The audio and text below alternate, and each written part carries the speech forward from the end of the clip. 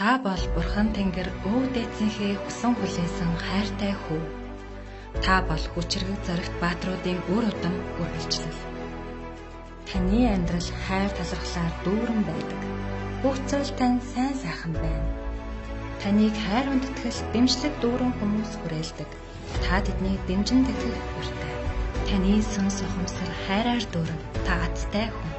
Өдөр бүр өөрийн зүн савин дотоод хүчиндээ итгэснээр зөв сонголт хийж зөв зам дээрээ явж чадна. Таны сансан зорьсон бүхэн тань саадгүй бүтнэ.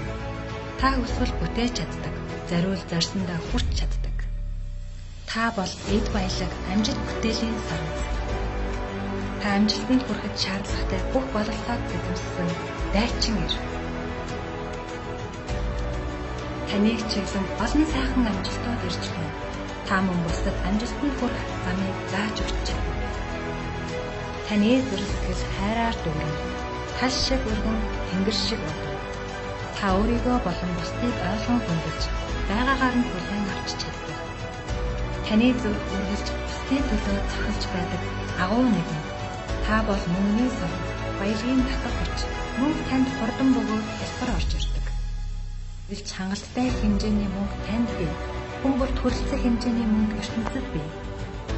Та өөрийн болоод бусдын сайн сайхны төлөө мөнгийг зарцуулж чадна. Та сайн сайхан явснаар хайртай хүмүүсээ баярлуулж, сайнаар нөлөөлж чадна. Та өөртөө итгэж, зарлуудаа хүрч, мөрөөдлөөрөө амьдрах хэрэгтэй.